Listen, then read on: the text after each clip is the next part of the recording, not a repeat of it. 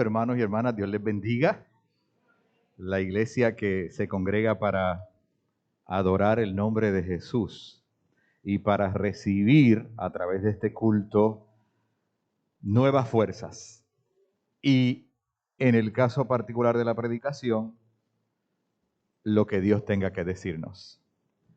Tengo en mis manos una sorpresa para los que tomaron la clase de tanatología, que son las notas.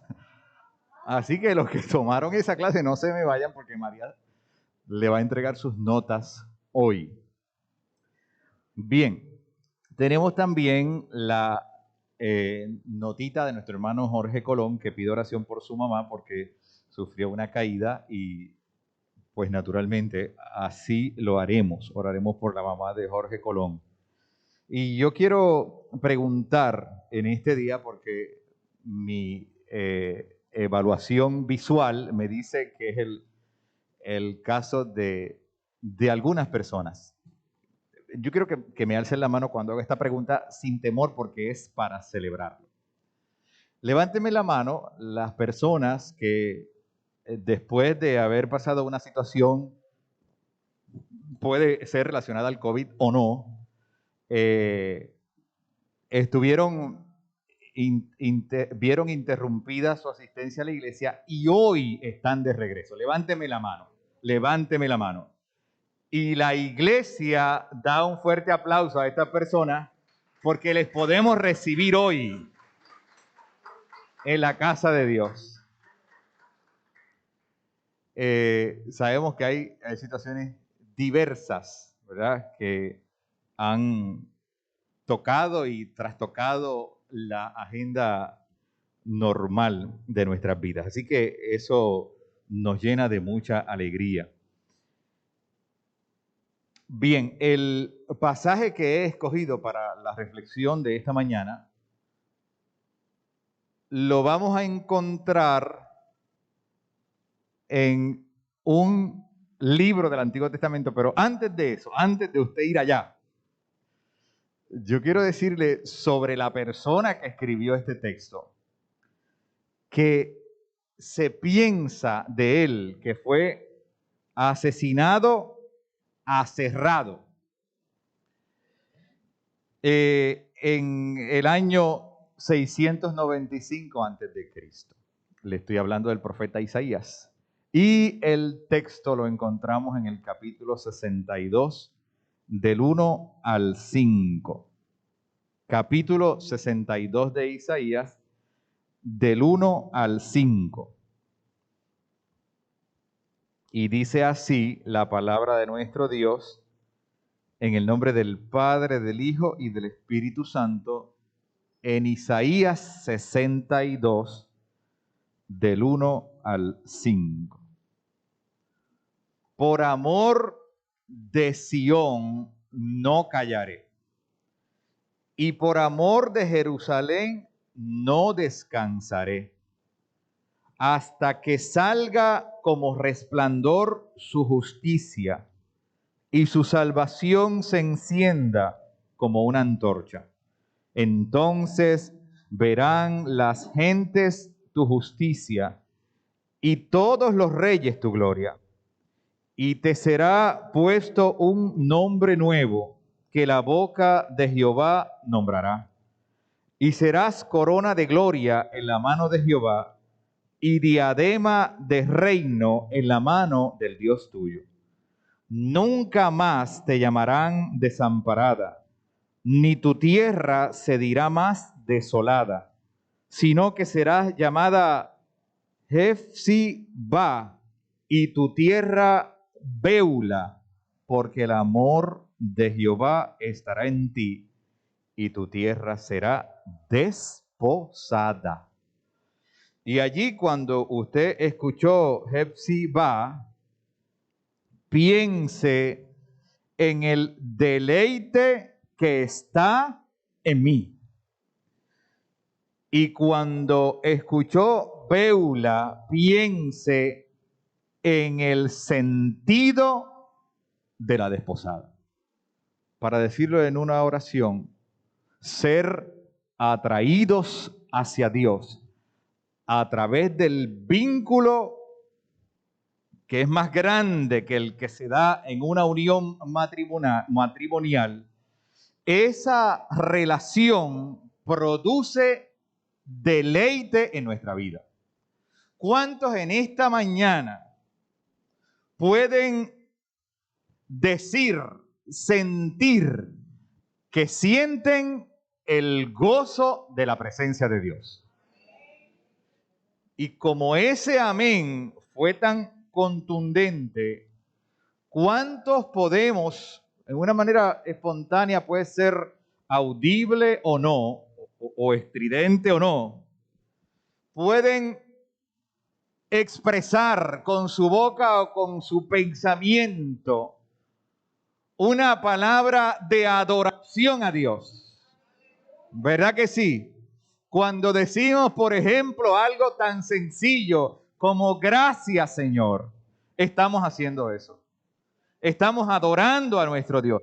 Cuando decimos, qué bueno que es regresado a la casa de Dios, es una expresión del corazón que denota el gozo de estar en la presencia del Señor. ¿Alguien tiene una o dos palabritas que quiera decir? Yo me siento así. Ah, ¿verdad? ¿Verdad que sí? Lo glorificamos y le alabamos. Dime. Gloria a Dios, porque nos permite en el sentido figurado abrazarnos en el Espíritu de Dios. Oiga, mire, y ya les dije cómo murió Isaías. Y ya sabemos cómo murió Jesús.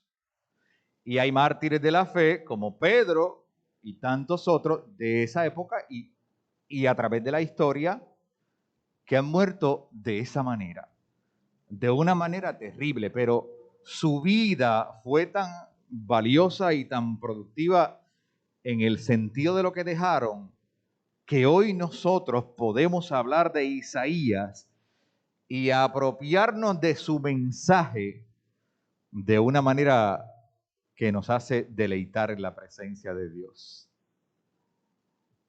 Yo quiero decir que veía a nuestra hermana Anita adorando a Dios, que eso llena el espíritu de entusiasmo y de alegría. Así que gracias, hermana, por esa devoción con la cual usted nos contagia en esta mañana.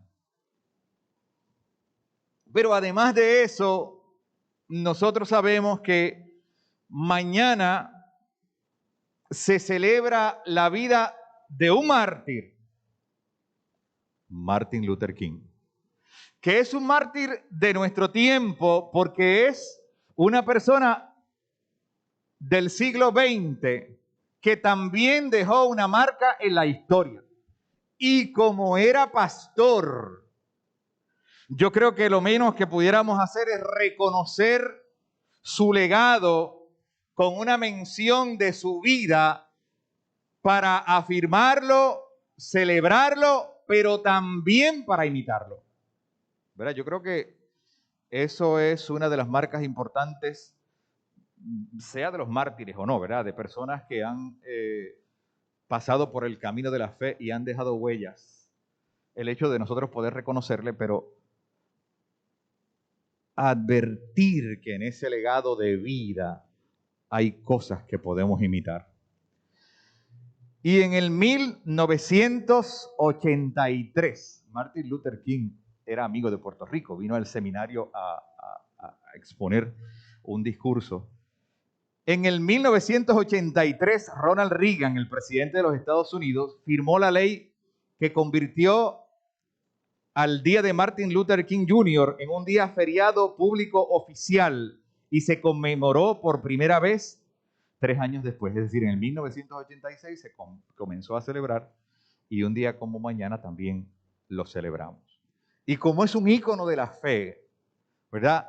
Sobre todo reconociendo lo difícil que se hace a veces que la voz de la iglesia penetre la fibra de la sociedad o de una estructura política, económica o social, yo creo que es digno de que nosotros hagamos esa mención. Porque cuando llegue el siglo XXII, también dará cuenta que en el siglo que estamos viviendo, en nuestro presente, habrá personas que habrán dejado sus huellas en la vida, no solo de la iglesia, sino de los pueblos. Y ya daremos cuenta de ello ahora cuando la gente que esté en ese momento viva esa experiencia. Y los hemos tenido en todas las épocas. Los hemos tenido en todas las épocas, en la época de Jesús, en las épocas posteriores, en el siglo presente, gente que sirve como nube de testigos delante de nosotros, a los que nosotros podemos imitar. Ese legado de Luther King responde a un decidido y firme compromiso con la justicia y con los derechos humanos. Después que se dio la situación de que Rosa, apellido Perks, ¿verdad? La tuvieron, o sea, la querían bajar de la guagua. Allí se formó una marcha, ¿verdad? Allí se convocó una marcha para repudiar eso. Y hoy nosotros podemos decir, yo creo que todavía con un poco de inconformidad, que hemos adelantado en ese camino. En el camino de romper las estructuras del prejuicio, como en este caso el prejuicio racial y la marginación por motivos étnicos. Yo creo que sí, que lo podemos afirmar. Pero hay todavía una inconformidad porque hay camino que recorrer, sobre todo cuando uno ve que a veces entra el prejuicio como que de manera solapada, ¿verdad? Y como que de manera sutil se quiere colar por las fibras de la dignidad y de la moral humana. Y como el tema de hoy que me encantó, una esperanza que se cuela hasta lo más íntimo de los corazones. Yo miraba el ejemplo del agua, que sobre todo en los techos de la estructura, ¿verdad? Que cuando se empoza va a buscar por dónde salir, no importa qué, ¿verdad? Ese efecto de colarse por la primera rendija que encuentre, yo pensaba en la esperanza para el día de hoy. ¿Cómo es que la esperanza, hablaba con alguien recientemente y decíamos que para tener esperanza tiene que estar uno como un poquito medio loco? Porque es que la atmósfera lo que nos va a decir es lo contrario. Lo que sucede, la percepción que causa en la gente es precisamente lo contrario. Hay que estar triste, hay que estar desesperanzado, no vemos alternativa, no creo que esto tenga solución, ¿sí o no? Y la invitación a la esperanza es una convocatoria para ir en contra de la corriente. Dígame si es así o no es así. Es una invitación para poner una marca distinta. Mire, vamos a coger el ejemplo de nosotros, de la iglesia. ¿Cuántas veces no hemos ido a un culto así como a chongadito? ¿Ah? ¿Sí o no? ¿Sí o no? ¿Cuántas veces nos hemos sentido, ya sea tristes, decaídos en el ánimo al venir a un culto y usted sale lleno de la presencia del Señor? Qué sé yo, porque un cántico le ministró, porque la palabra habló a su vida o sencillamente porque alguien lo miró y le regaló una sonrisa. Pues eso es ir en contra de la corriente, ¿saben? Porque el ambiente está cargado de negatividad. De negatividad. Y la esperanza es un signo positivo que va en contra de esa corriente. Y esos portavoces de la fe que han caminado un camino previo a nosotros, en la representación de Isaías, por ejemplo, que ya les dije cómo murió, en la representación de Martin Luther King, pero aún de aquellos que usted conoce, que están como esa sombra sobre ustedes, que les dicen, se puede confiar en Dios a través de la esperanza. Ese mensaje está latente porque es algo que como que hierve en el interior y no nos deja estar tranquilos. Nos invita a vivir desde las posibilidades en Dios. Y hoy estamos celebrando eso.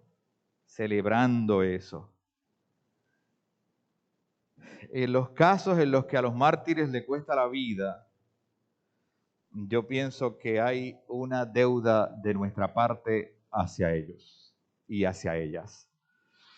No solamente para recordarles, sino también para vivir como ellos vivieron, aunque sea solamente en un grado menor. No importa, ¿verdad? No importa. Aunque sea en la proporción que sea, aspirar a que la vida de esas personas pueda ser efectiva en nuestro tiempo. Porque pienso que es admirable, porque sin pretender que que la muerte tuviera que ser la ruta inevitable, yo no creo que los mártires dijeran, yo voy por este camino porque quiero morirme, ¿verdad? Yo no creo. Yo creo que más bien fue una encrucijada de las estructuras, las que sean, para cortar la esperanza a una vida que en muchos casos era muy prematura, ¿verdad? Muy productiva, muy joven. Y ahí está la historia, para nosotros contarla, pero también para repudiar la injusticia, ¿verdad?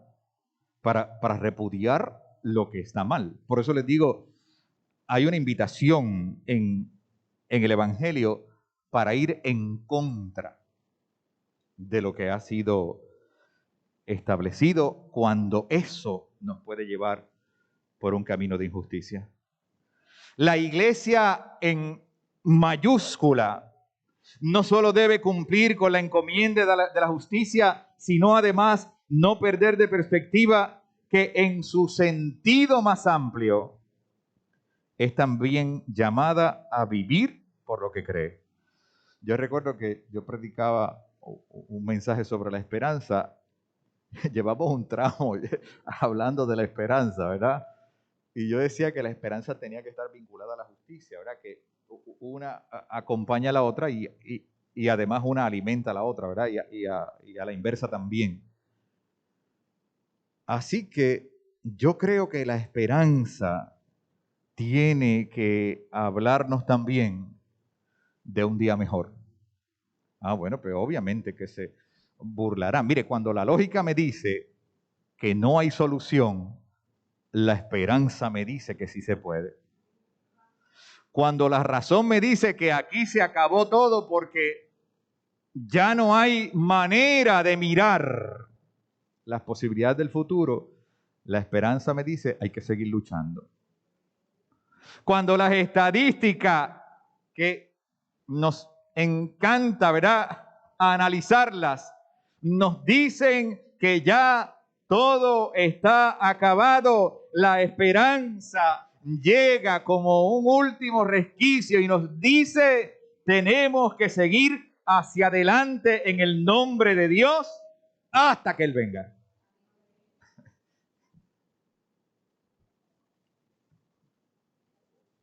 Y responder a la siempre vigente pregunta. Vuelvo y hablo de la iglesia en mayúscula. ¿En qué crees, iglesia? ¿En qué has cifrado tu esperanza? No es enajenación del mundo, no es enajenación de la ciencia, no es enajenación de las últimas noticias, es que por encima de eso se cumple el propósito de Dios. Oiga, qué difícil se nos hace a veces, ¿verdad? Cuando todo se complica y cuando los medios, ¿verdad?, masivos contribuyen a eso. Porque es como que, bueno, si lo dice fulano o si lo dice sutana, tiene que ser verdad. Pero la esperanza nos ayuda a cuestionar los mensajes que recibimos. Pero más que eso, nos ayuda a afirmar que en medio de cualquier circunstancia, Dios está tramando su historia de acuerdo a su plan y a su voluntad. Por eso es que viene una situación imprevista que trastoca el orden mundial y podemos decir, mira, yo pensaba que la ruta del mundo iba por aquí y ahora va por acá. Oiga, porque es que a Dios no se le escapa una. Él va a buscar la manera de tomar la dirección del mundo a su favor. Y hoy nosotros, la iglesia con mayúscula, celebramos eso. Creo que en que Jesús y todos sus portavoces murieron por causa de la justicia del reino de Dios. Y cuidado, que el propio Jesús dijo, ay, Padre, si tú pudieras hacerme pasar por alto este sufrimiento. ¿Verdad que sí? Es un héroe, mire, es un héroe del tipo de héroe de carne y hueso. No, no es el de las películas, ¿sabes? No es el de las películas. Sudó como si fueran gotas de sangre. Suplicó al Padre por una esperanza. Pero la voluntad de Dios, en la voluntad de Dios había otro propósito. Y por otro lado, reconocemos muy firmemente que el Evangelio no es un llamado. Oiga, que subrayé esto en mi reflexión. No es un llamado para morir innecesaria o viciosamente. Yo pienso que es todo lo contrario. Sí, porque podemos afirmar que la muerte de los mártires ha sido como vicaria, ¿verdad? En el sentido de que a veces después que la persona muere es que como que toma valor lo que decía, ¿verdad que sí? Aunque tuviera valor, ¿verdad? Mientras estaba viva esa persona, como que después que ya no está, como que ese valor aumenta, ¿sí o no? ¿Verdad que sí? Pero yo repito, desde mi punto de vista, el Evangelio no es un llamado para morir innecesaria o viciosamente. Yo pienso que es todo lo contrario, porque eso fue lo que dijo Jesús. Yo he venido, nos dice, yo he venido para que ustedes tengan vida y la tengan como en abundancia. Usted sáquele punta a eso de la forma, ¿verdad?, que sea. Vida en abundancia. Yo pienso que el Evangelio nos invita en esta mañana en la conmemoración de la vida de nuestros mártires a vivir vidas dignas y abundantes en el sentido más profundo de la palabra. Y usted define para usted, ¿verdad? Usted define para usted lo que es una vida abundante. Que incluye, dicho sea de paso, todas las áreas y las dimensiones de la vida, espiritual, emocional, de madurez, de carácter.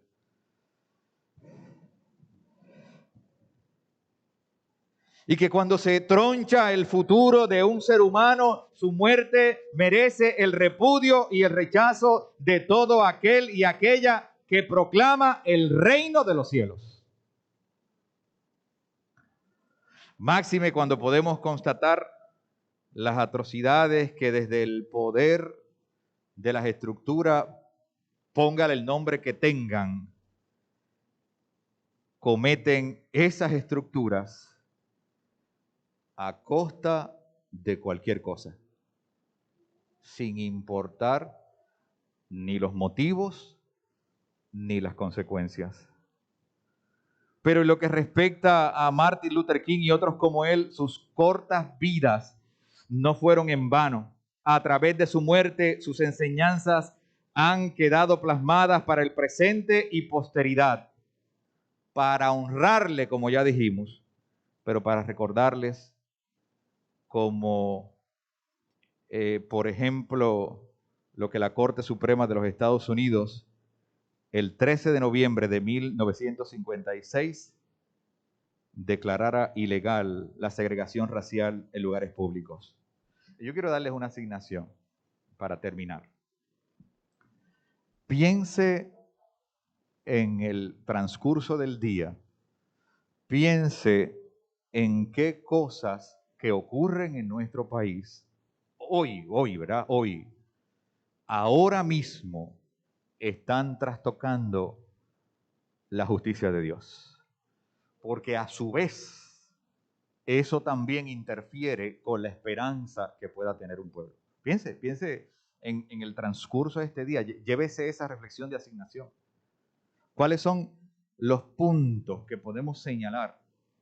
Esto ocurre en mi país, ¿verdad? Número 1, número 2, número 3, y esto es una amenaza a la dignidad del ser humano, que va por encima de cómo es que deberíamos vivir en un país que afirme los valores del reino de Dios. Esa ética de la que estamos hablando aquí nos seguirá atormentando si es que miramos para el otro lado. Pero si afirmamos que ese es el valor que hemos decidido seguir, entonces nos llenará de la alegría y del gozo del Señor. Que Dios nos bendiga, amada iglesia, y que la experiencia del culto hoy sea un aliciente que recargue nuestras baterías. Dios nos bendiga.